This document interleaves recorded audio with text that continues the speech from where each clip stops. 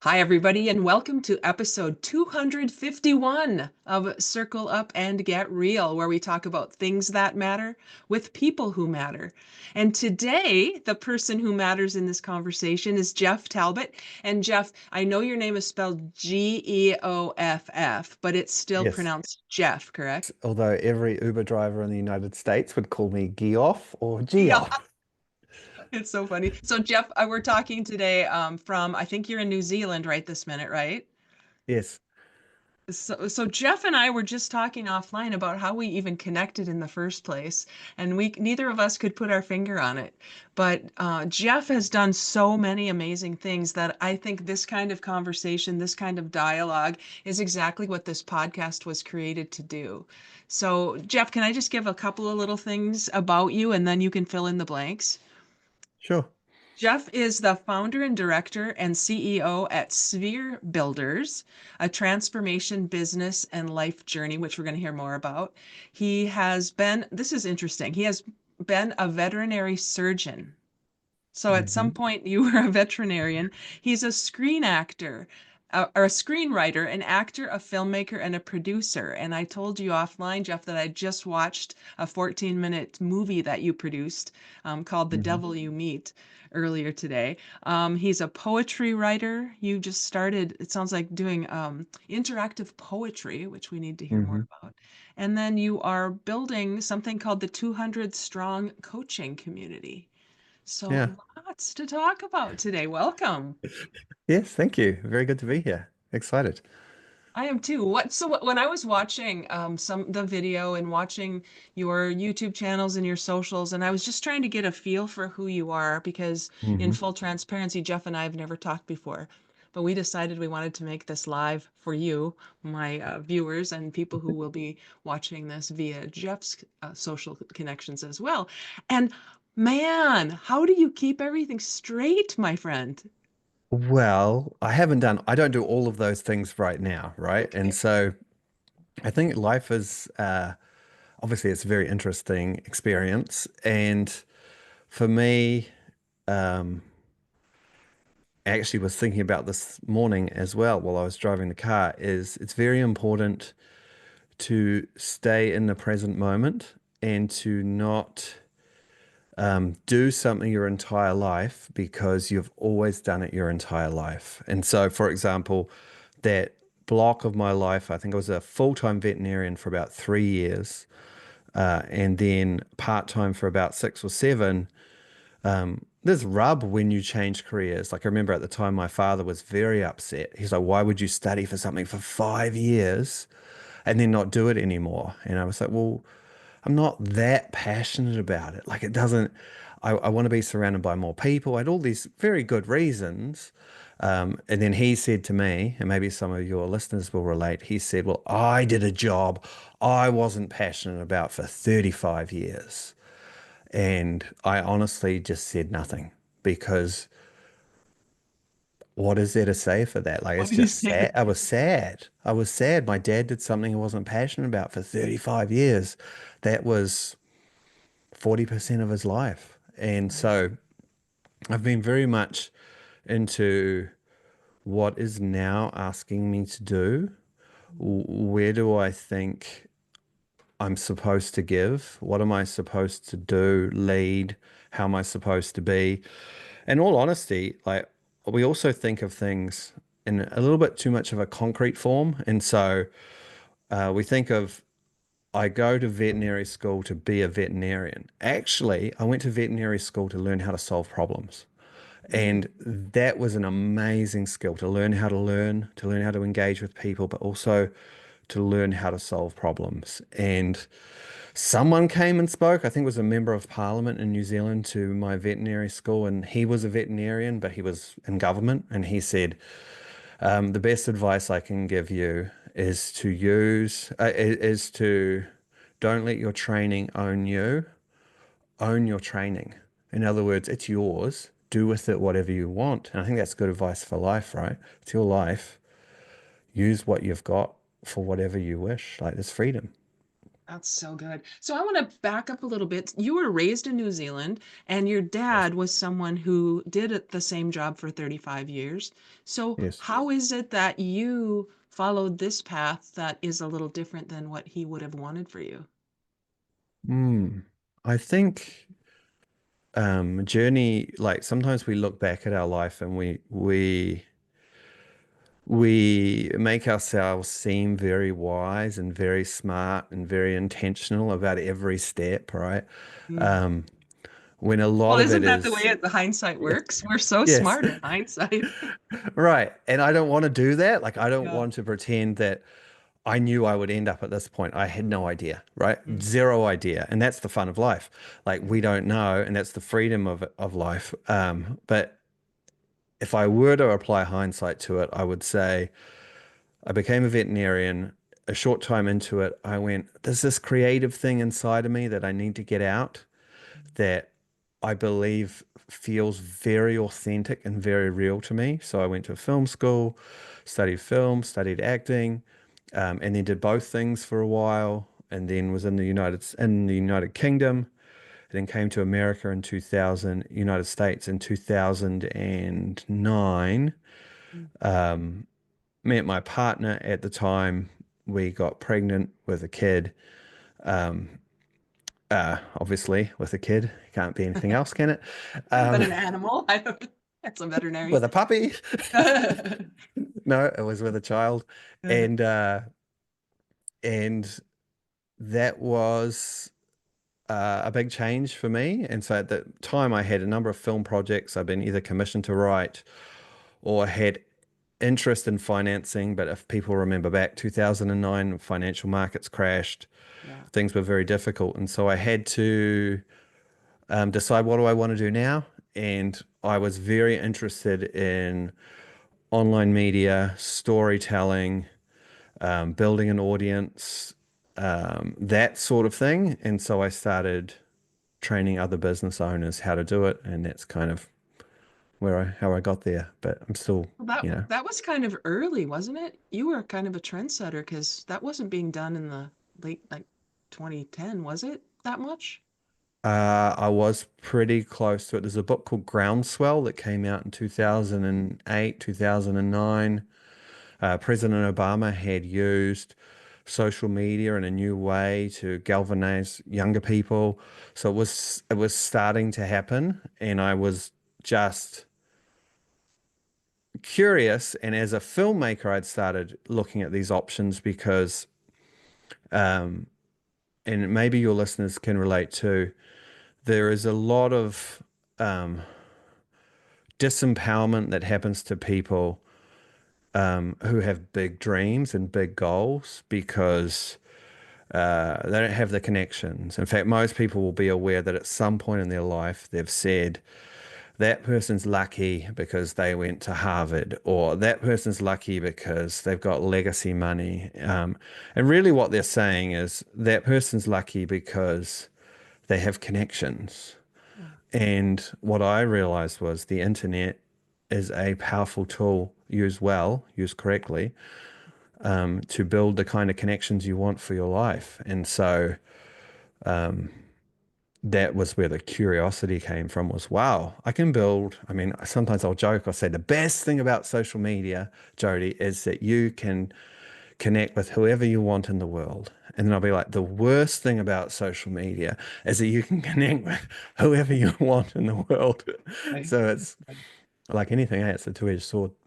Yeah, for sure. So you, as you transitioned for yourself then from film, you were in LA at the time because that's where Yes. you go to do films, Yes. right? Yeah. Um, and something happened there, so things shifted for you, the economy, the state of the world, I suppose. So here you are with a kid in LA. Yes. knowing that this isn't going to be the next version of what I want to do, and yet I'm learning that I can actually connect people all over the world with this thing called the internet, the way Obama did when he marshaled the Yes. forces that needed to help him win the election. So here you are. Tell me what happened then. What was the next step in your evolution? Did you just The start it next, without knowing what you were doing? yeah, I don't really remember exactly how I started. Oh, I do. Yeah. At the time, when I was starting to write film or make films, I decided I would start a blog. And so I was writing 7 sentences a day designed to inspire creative people to do the same thing. It was called 7 Sentences. I don't write that anymore. I think I still have the URL, but that's about it. And I did that for like 3 or 4 years, a daily blog. And so I had 1,000 plus readers. And so I Mhm. started offering them, the ones who were doing their own stuff, the creative ones, the dreamers, started offering them a few things, services and things like that. And that's kind of how it started. Did you take a class from somebody who was the guru in an online marketing, or did you just do No, what? Yeah. no. And that's what I'm talking about with my veterinary degree teaching me to solve problems. Mhm. And so there's an app that I play too much on my phone. It's called Mind Pal, and it's like to help your brain stay agile. And there's different categories of game. Like there are maths games, there are word games, there are problem solving games, there are speed games, flexibility games. And if you had told me which one of those sets of games do you think you're just off the charts good at, I would have said words because I write and stuff. Actually, I'm still really good for my age, but the one I'm absolutely off the charts with, like 0.0001% top percentile for any age, is problem solving. And so really that's my work with people, is to say, what is it that you want and how can we get there? Because it's just a problem, isn't it? Like everyone wants something, but we're not sure how to get there. Well, that's the problem. What's the map? What's the route? And when you run into obstacles, well, how do you solve that obstacle? And so it's just That's like really an intuitive for me. that's really cool. And it sounds so simple when you know that you're wired that way. It sounds like you've always been creative. You've always been somebody who sees problem solving as something you're either good at or interested in or both. Yes. And I wonder, in your experience, I'll just back up a little Yeah. bit. In my observation, I find a lot of organizations and leaders within organizations who think they're good at problem solving, but they're solving the wrong problems. They're Yeah. finding solutions for something that's not really the core problem. Are you seeing that? Mm. Yeah. And I feel like we can all do that sometimes. Weirdly, it can be a form of procrastination for me. It's like I will clean the house, solve a problem with the kids before I'll make an offer, right? Like wherever like the rejection is. One of the things I've been working on for me recently is like a reverse priority stack. So it's like an upside down triangle, and like everyone has something they avoid. Mine, just full disclosure, is finances. I really just want to make money. That's really it, and help people. But I Mhm. don't really. My dad was an accountant. Remember, I said that and so there's some kind of like avoidance of those Yeah. things because I didn't like how controlling and tight he Yeah. was with it, and we clashed a little bit in that regard. So, but it's to my detriment actually, and so now at the top of my priority stack is check the bank account every morning. Check Oh, the bank account every morning because that's the problem that I need to solve in my life. Is I need to learn how to be more in control, more mm, intentional, more deliberate, more strategic with mm, that area. mm. But give me, I'll solve every other problem if you let me before I'll solve that one. I get it. And so I so totally I get think that. I think there's that element to it. And also within organizations, there are what I've seen as a tendency to it's really quite juvenile because I was just thinking about my son and his cricket, and he does it too, is to apportion blame rather than take responsibility, which is nearly always where the problem is solved is Mhm. around responsibility. Like my son was bowling at cricket yesterday and he bowled a few wide ones and it was like the pitch isn't bouncing, the ball's too slippery. Um, I rolled my ankle. Um, One Yeah. time it was, I got out because I needed to go to the toilet before I batted. Like, there's all these, like, it's amazingly creative, like, to come up with these. And he's 13, so there's a little bit more grace for him. He's allowed Mhm. because his ego is still developing and he doesn't want to fail, right? He wants to be good. And I think we all want that. But to solve the right problem would always, I think, always starts with us. Like even in what I just shared about my son blaming other Mhm. things, when I think about that as a problem, one of the things, and I sent his coach a message last night and I said, I think Gabriel and I are both working on the same thing. Wow. And I'm considering how do I help him with this particular blaming? What has Mm. he seen in me Mm. that makes him think that this is the answer to solving problems? Where have I modeled? Like I might not have, but I got to ask the question. I'm the Yeah. one who's with him most of the time. Right. I'm the one he looks up to. What Mm. have I done? Right? It Mm. got to start with me, right? Before I go to him. It's a harder question to ask. That's really fascinating to me. And I think about that in terms of all the things you're not supposed to talk about in public, Yes. politics, religion, and if we could learn how to take our own responsibility for the conversations we're having, your point Yes. about blaming, I mean, blaming is what we do when we want to shirk our responsibilities, Yes. not when we want to take them. I just think the way you're modeling parenting to your son and to the coach actually, Yes. this is the don't you think it's kind of the answer to the problems we have in the world right now? A I lack of think, accountability? yeah. And without getting into the politics too Yeah. much, I think one of the reasons, this is a very big question, but people in general, we all need some form of leadership to Mm. feel taken care of, safe, and probably in a global societal context, when we have leadership that is blaming, rather than taking responsibility, then the people probably start to blame and so it's like this. I don't necessarily want to blame the people, Hmm. because I feel like things are getting modeled for them, which are really bad. And then people from each side are like, it's their fault. They're just blaming other people. And they're just, it's like, look at who's, look at the dominant. I don't think it's a construct. I'm not a conspiracy theorist. I Hmm. think, but look at what's been modeled. Look at, because people are picking up on cues on how to behave. And which is why in an office situation or organizational situation, if there's a leader that's not taking responsibility, and I've seen this actually, Jody, I'm sure you have too, where there's a leader who takes no responsibility and then claims that the problem is that individuals don't take responsibility with it. You're not responsible. You're not, it's like, I've worked with someone who would complain that people didn't turn up on time and he was never on time. Like a solo entrepreneur. It's like, I know. And I think this is such a great uncovering using your son and his cricket.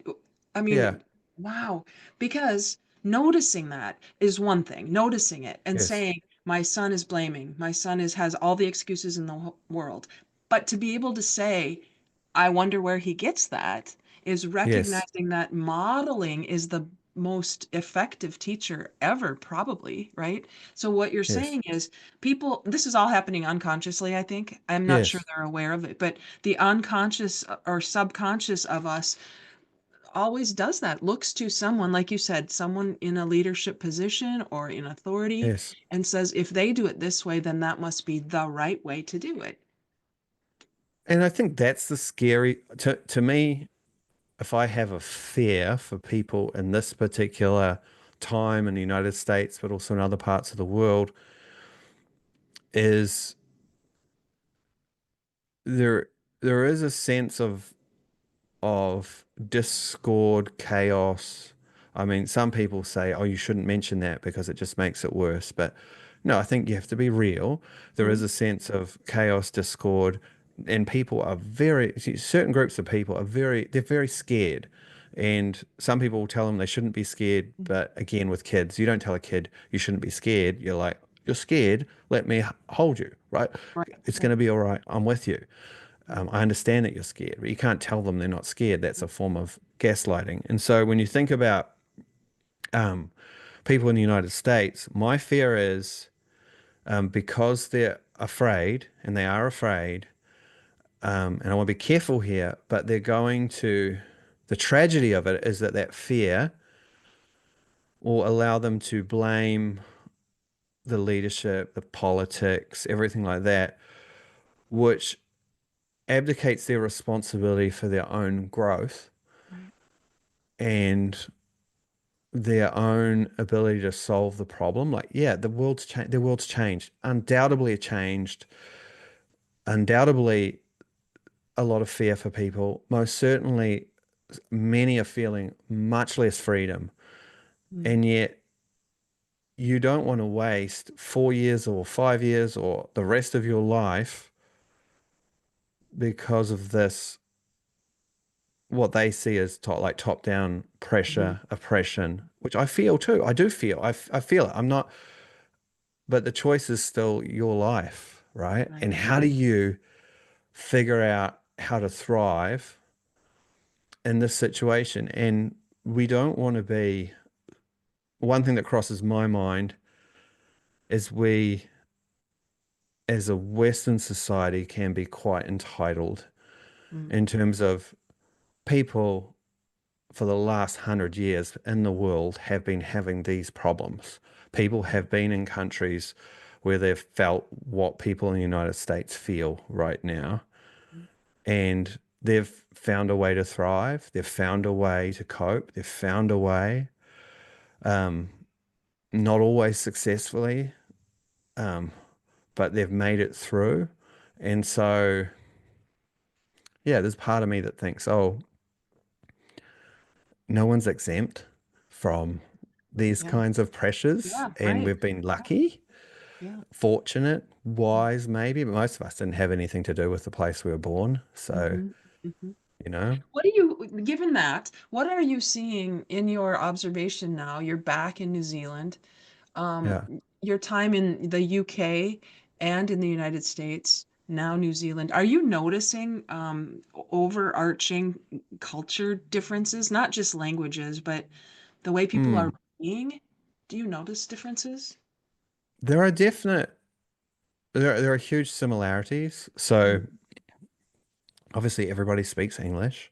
mhm, And so, I was always careful and am always careful to say to an immigrant who's come to, say, New Zealand or the United States, who speaks a completely different language, I would never say, "Oh, I know what it's like to immigrate to a different country." Because although I do, the the bar to assimilate easily is so much easier for me. Like, people are just curious about me in the United States. Like, "Oh, what's that accent from? Oh, where are you from? Oh, you're from New Zealand." And New Zealand's a safe, cute little place at the bottom of the world that everyone tends to like, right? And so everyone's experience is different. I will say that culture permeates from the United States a lot throughout the mm, world.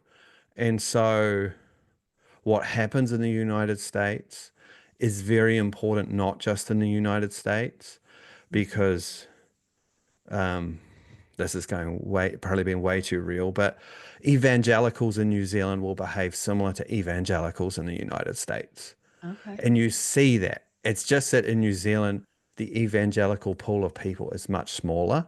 So Mm, they're loud, um, very proud, very pleased with what they believe, mhm, which is fine. You should be pleased with what you believe, but the effect on culture here is less because there are fewer and Mm. proportionately. Okay.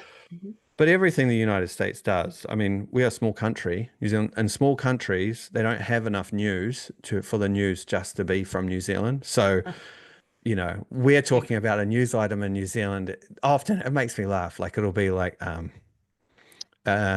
I don't know, something small, like some well-known, reasonably well-known person was caught shoplifting like a six-pack of Coke, and it's like on the front page of the paper, right? Like it's like, That's big I news for mean, you. yeah, I mean, there are other things sometimes, but it's Sure. just not, um, Mhm.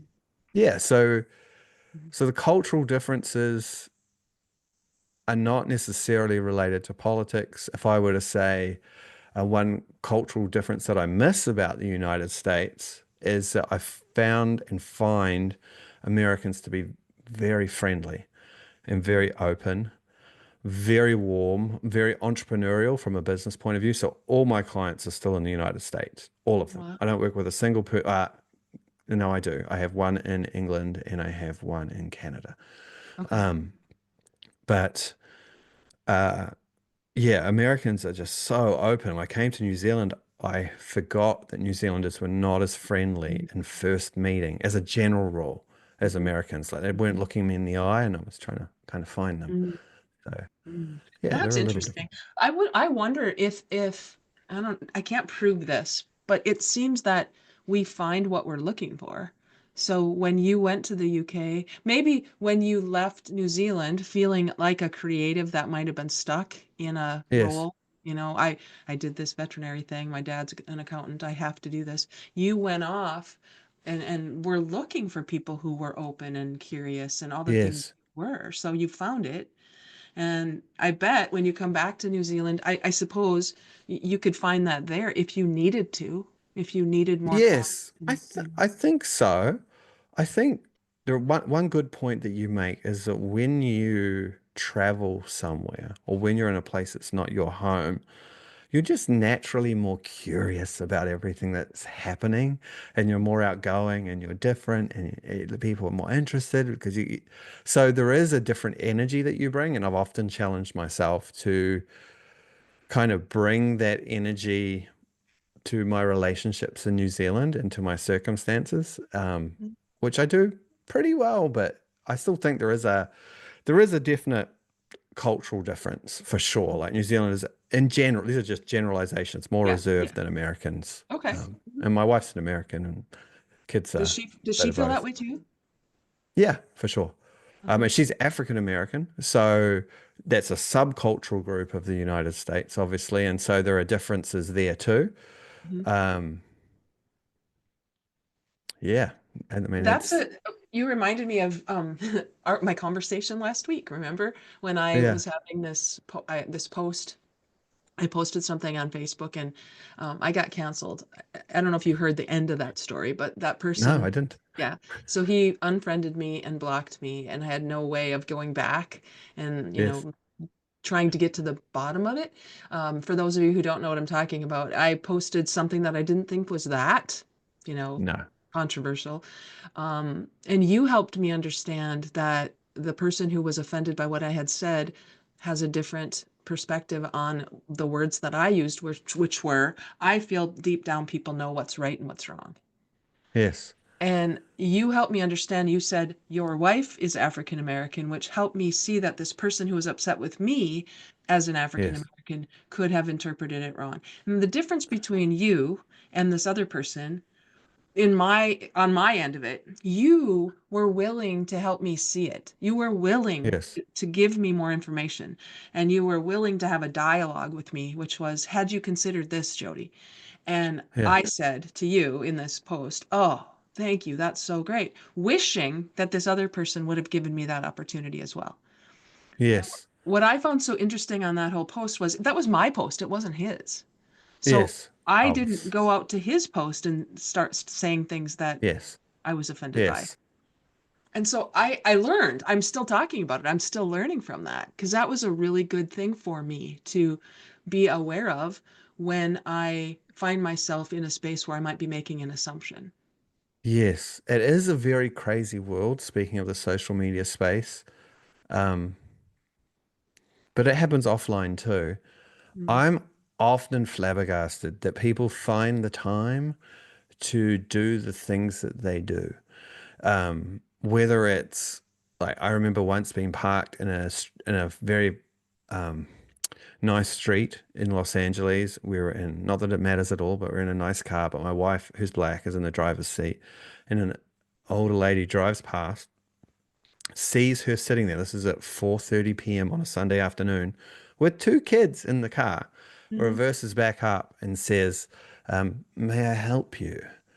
And my wife is like, "Well, we're just waiting for our food." It was like during COVID, you couldn't go in. mm, And then my wife realized what's happening and she says to her, "Oh, I know what this is about." And the lady looks at her and says, "Well, there's been a lot of burglaries in this area." And which is scary, horrible, racist, whatever it is. But then there's part of me which is like, who has the time on a Sunday afternoon to even be that vigilant and that aware and that worried? And I think mhm. that happens on social too, where people, I'm like, ah, you don't like someone's post? I mean, scroll on, don't Yeah, comment. yeah, yeah. I think I posted on this. I don't know if you got a chance to see this, but there's this woman named Loretta Ross who I heard about on PBS on NPR, National Public Radio. Man, and she's written a book called Calling In the Calling Out Culture. Huh. And it was during that time when we were so ready to call out people Yes. who were doing things wrong. Yes. And she says, well, we have that. We can call people out. And what happens? Yeah. They become defensive. How does that Yes. have anything to do with making a connection? So she says there's Yes. a difference between calling people out, calling them in, calling Yes. on them, and calling it off. And I Yes. love that because she's saying that or not most, some people are looking for ways to throw gotcha bombs at people. Yes. You made a Yes. mistake. I'm going to throw this at you so that you know I'm right and you're wrong. Yes. That's something missing in people that has them go Mm. looking for that, right? I don't Yes. feel confident enough about myself, or I don't have whatever is missing that they're looking Yes. for by being the vigilante, or whatever it might be. I've tried a couple of times on social media. This is not very honest, but it's mostly done in the spirit of fun. Yeah. Where you be like someone will be having an argument, like will start an argument with me around something. And on the end, I'll just go, you know what? You're 100% right. I was wrong. I agree with you. Mm. And even then, they can't let it go. Ah, It's wow. still It's a not enough. game. It It's must be a still game. not enough. Wow. So then my question would be, what's the point in the first place? What's the point in the Well, first place? If it's not to be right, because if you've admitted that right. they're right, that's not the point. So if you're talking about, and we do quite a bit of work on this, and one of the things I wouldn't want your listeners, this is my own personal point of view and the way Okay. I teach, I wouldn't want your listeners and people watching this to think, oh, I should never talk about politics, Mm, religion, or my values on social media.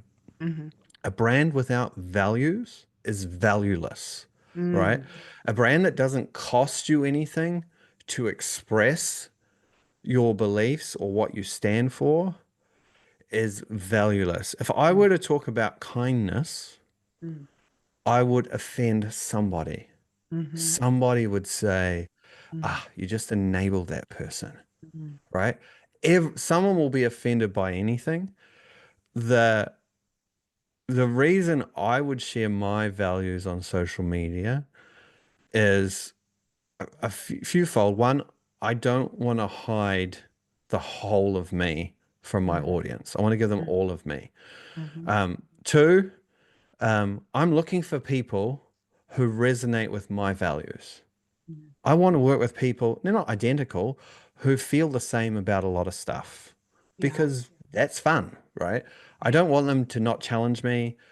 I want to be challenged, but I don't want a group of people working with a group of people who are at each other all the time, Mm, who try and convert me to their way of thinking. Um, that's exhausting, right? mhm, And mhm, so I'm using social when you share your values.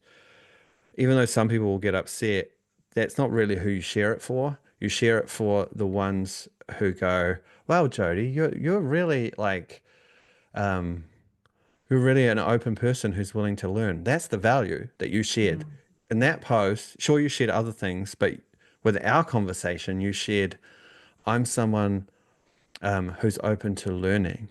And I mhm, love that. That's why mhm. and one of the reasons we're talking now, we're both Right. open to learning through relationship and conversation. And so I get frustrated when people say, never talk about religion or politics. And I'm like, Sure, if it matters to you, do it." Now, here's the Right. thing. I've had friends who have exactly the same political values as me, and they've really annoyed the shit out of me, pardon me, You could say because that. that's the only thing they talk about.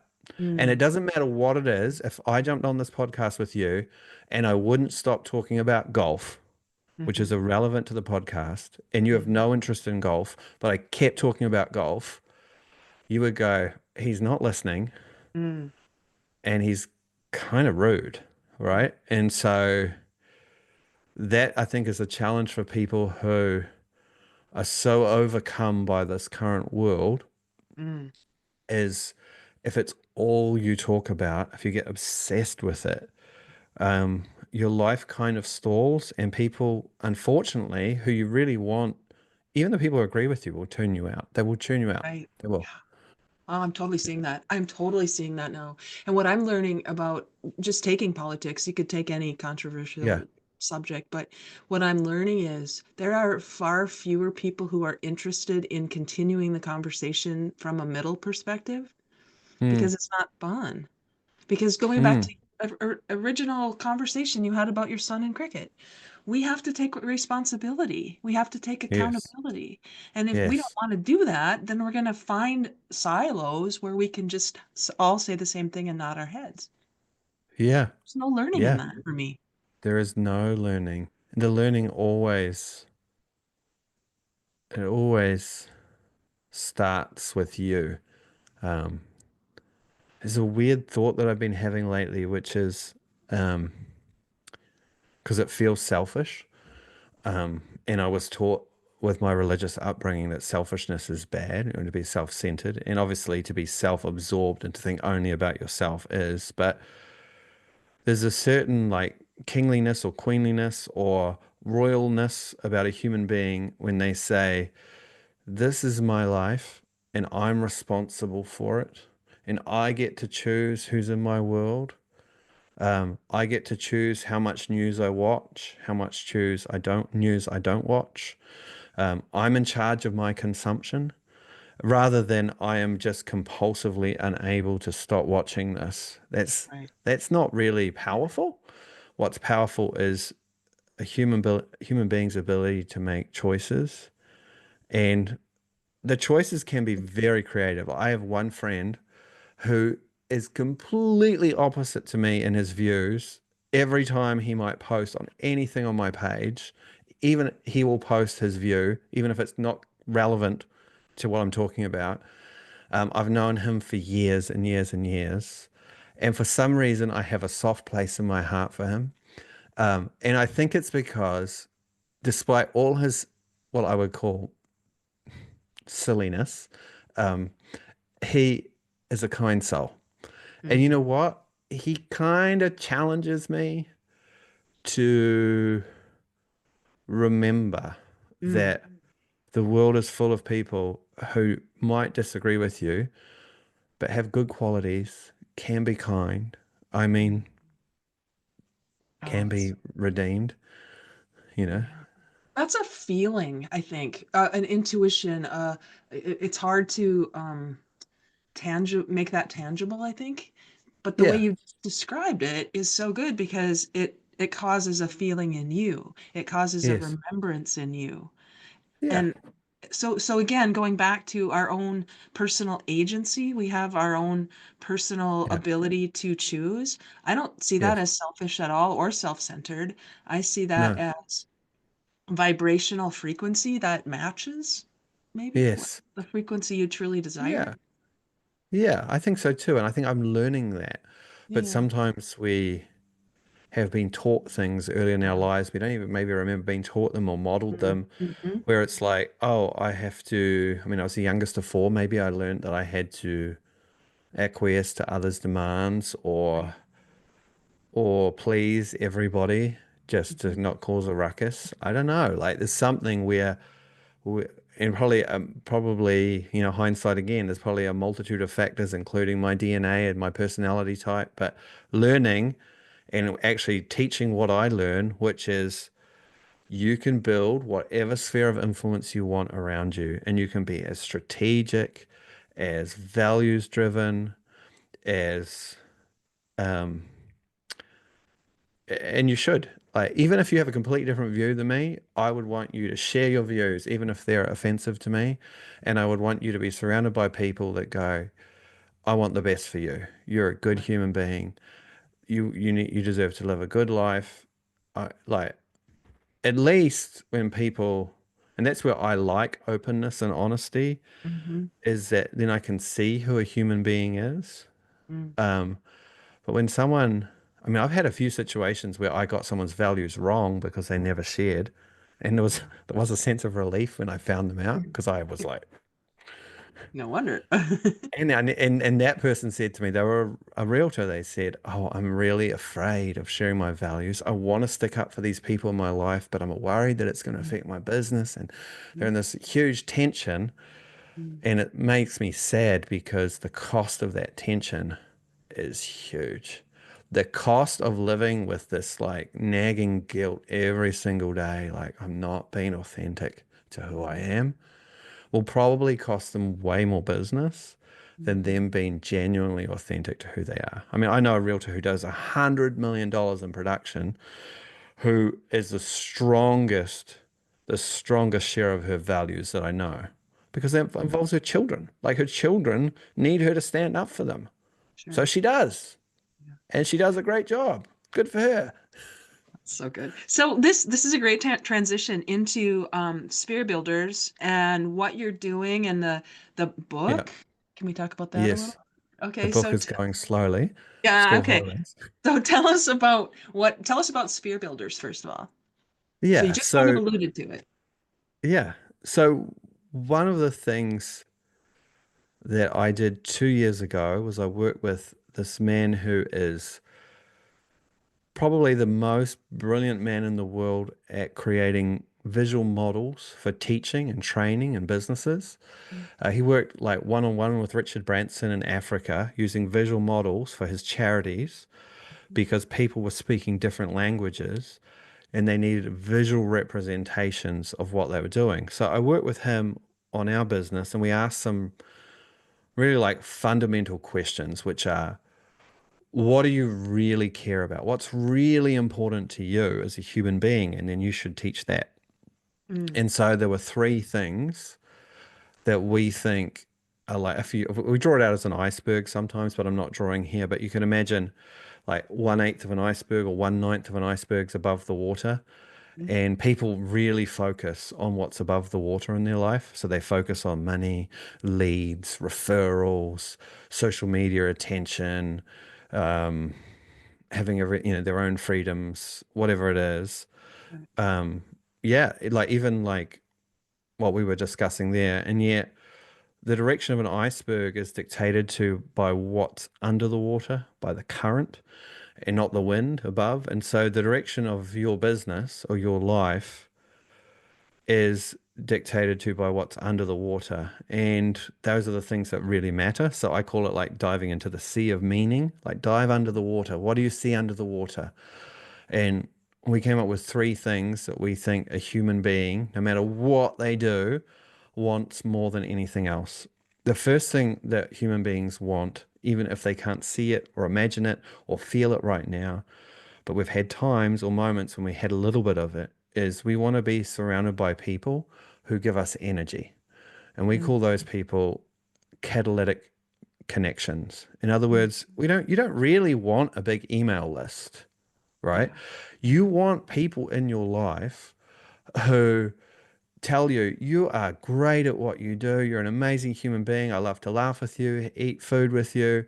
I love to tell all my friends about you. I love to read your social media posts. You just make me feel better. They're just like that 20% of people that are really easy and full of life. And Mm, you want to have about 100 of those people in your life, no matter what you do, and you can achieve amazing things. So you want to be surrounded by great people. Secondly, though, I think the fuel for anyone with a dream or with a mountain to climb, like something mm, they want to achieve, the fuel is really conversations. And so mm, if you go to someone's funeral, what they'll often say is, I remember that time we talked about X, or I remember sitting on a balcony with so and so and we shared a beer and he told me this funniest story I ever heard and I still remember it. I can't stop laughing about it. I can't believe that happened, right? And mm, so the fuel for your life are what we call compelling conversations, which is we code it in any conversation where you learn one thing about them and they learn one thing about you. So it's always mutual. And mm, often in, say, real estate, which I know a lot of your people are in, realtors get really good at serving and learning, but they're not always so good at sharing, mm, which is why at the end of a relationship, when a realtor has to say, if you know of anyone who wants to buy or sell, could you refer them to me? They feel super awkward mm, because the framework of the relationship has been set up where it's all been about the other person. You shouldn't even really have to ask at the end of it. And so for us, well, no matter what a person does, sales should just be a series of really wonderful, beautiful, valuable conversations with human beings. Online, offline, doesn't matter. And you can transform your life and your online existence by having great conversations.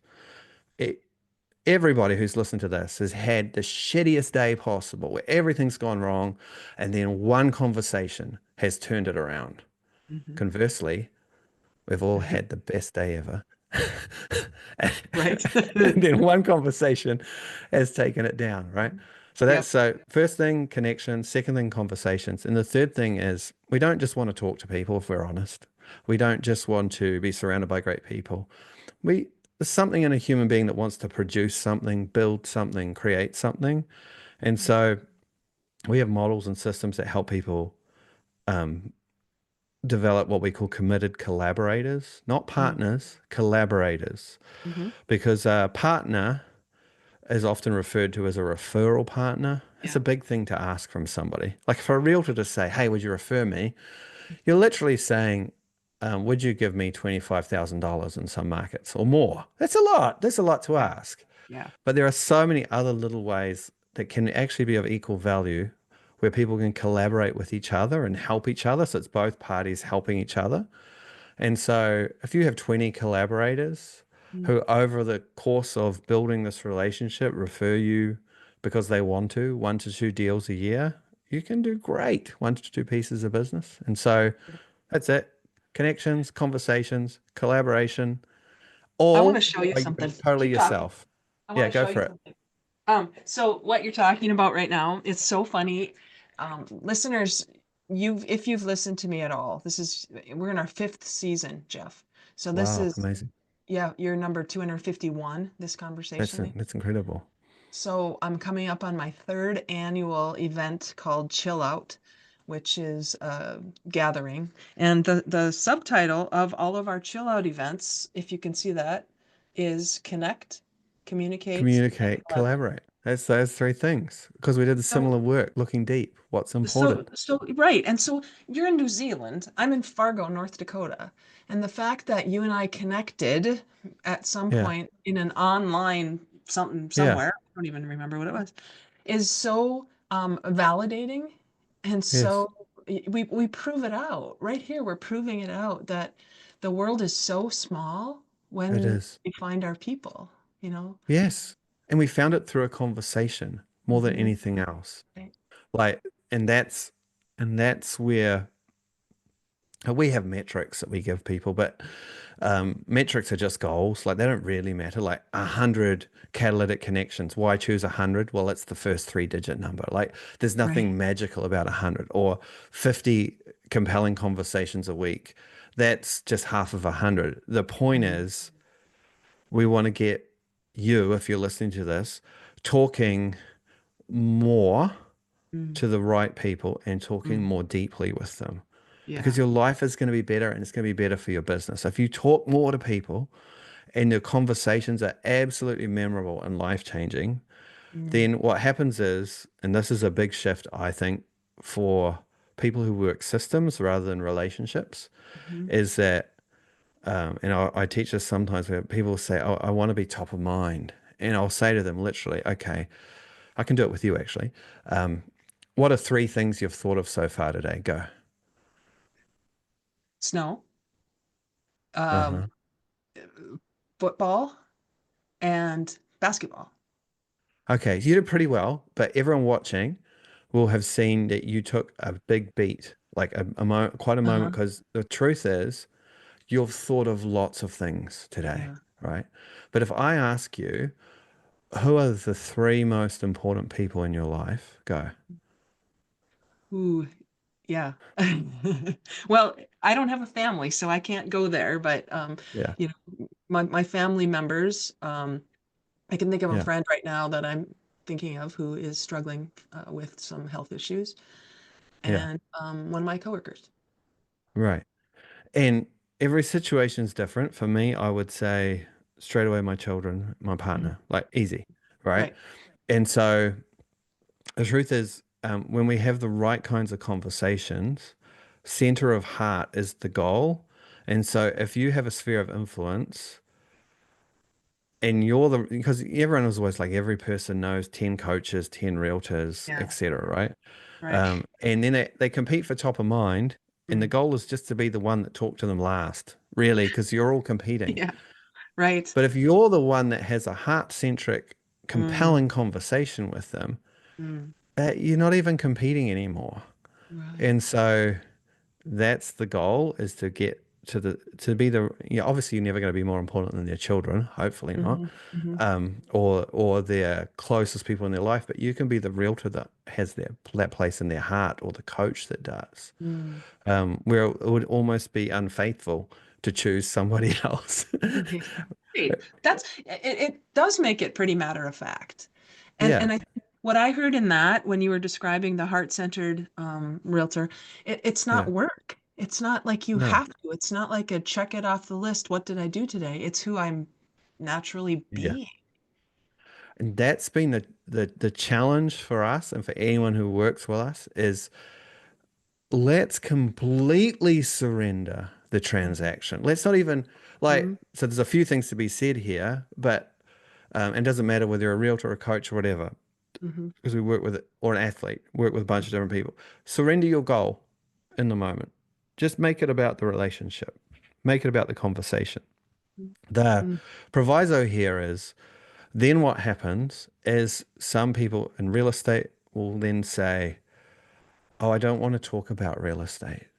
I'm like, no, no, it's like it's 10 hours of your working day sometimes more, obviously, like 10 if you're lucky for some of you. Like, Yeah. of course, share it. Like, it's part of your life, but don't share it with this like sneaky goal of, hey, um, Mhm.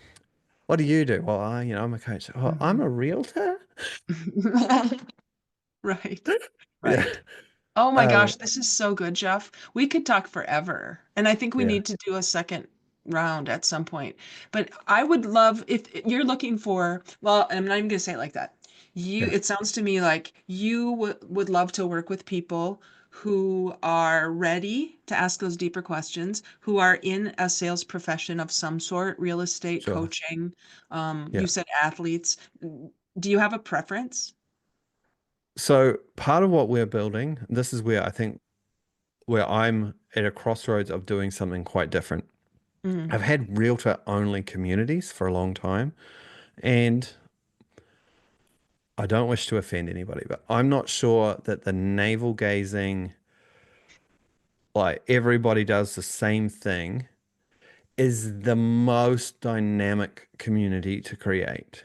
Mm, For example, my friend's cricket coach who's played for New Zealand, he's 22 years old. He's a Hindu dude with this deep faith, fantastic human being. And he says to me, the moment I bowl the cricket ball, the moment the ball leaves my hand, my job is done. There's absolutely nothing I can do once it's mm, left my hand to mm, change the path of the ball. mhm. I might get to catch it, but probably won't. Probably won't come to me. So all I can do is wait. It's his turn now. And I'm thinking, is that not the best, most powerful, interesting analogy for someone in sales? Mm. And so I'm like, I want people like that in my community because they can he can help them. And then an artist, for example, says, oh, when you create something, you don't want to think too much. You want to just let it all out and let it be raw and let it be real. And the realtor's like, that's amazing. And then the realtor says, to run a business, you have to, you have to stick to Ah, time. You have to, and the artist is like, oh shit, I'm not very good with time. mm, And so for me, our community is about pulling together people, and I wrote this on my phone today. I was like, this is so silly because it sounds so trite, but I was like, um, good people with big dreams. Good mm, people with big dreams. That's all that matters because you're in motion and you care about other humans. And you can have the world if you build strategically the relationships that you need. Anything you want, you can have. And it'll be easier than grinding it out, working with people who you don't like, doing, mm, people pull themselves into all sorts of shapes, mm. doing working systems that aren't made for them. Yeah. It sounds so simple, and it is, but it's not Yeah. easy because we have a lot of undoing to do. If Yeah. we want to dig deep or dive deep, I guess, to use your Yeah. analogy with the iceberg, if we want to Yeah. go under there, where I love what you said about the wind isn't what changes, it's Yeah. the current Current. underneath. So if you've heard anything today that intrigues you in any way, listeners, Yeah. please get a hold of Geoff. What's the best way to do that, Geoff? How can they find you? Honestly, the best way is to send me a message on Facebook, Okay, and we can drop my messenger link sure.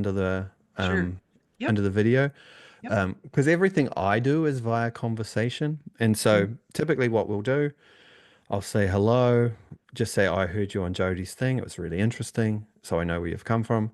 And mhm. then I will say, actually, we've got a session coming up this Thursday. Would you like to come as our guest? So my sales process, if you like, is let's have a conversation, no pressure. Let's, rather than try to convince you that this is what you need, come and experience it.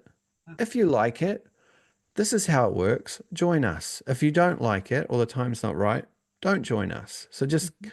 that's the process, just so people who are listening go, oh, I don't need to worry that he's going to hit me with this ridiculously expensive thing. Like every step, I want our conversation to be valuable. I want you coming as a guest to be fun, rewarding, useful. And then if you want more of it, great.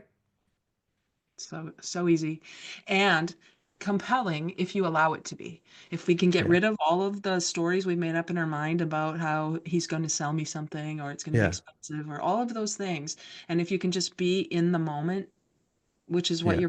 what you're teaching Yeah. too. Sure. Let this be an opportunity for you to reach out to Geoff if this is Yeah. something you'd like to practice. Love to Everybody say has. hello. Love to share a bit more. So yeah, Yeah. be awesome. There's more that we could share. You've got a book that you're working on. You've got Yeah. your interactive poetry. You've got a lot of things. There's a lot more to Yes. Geoff than you've heard in this interview, everybody. So take that opportunity and reach out to him. Thank you, Geoff. This has Thank you. been a complete pleasure. And thank you for who you're being in the world and who you're reminding me to be. I love it. Thank you. Yeah. So like always, everybody, just go out this week and get real, radical, energized, authentic, and learning focused, and watch how your world will change. Thanks, everybody. Thank you.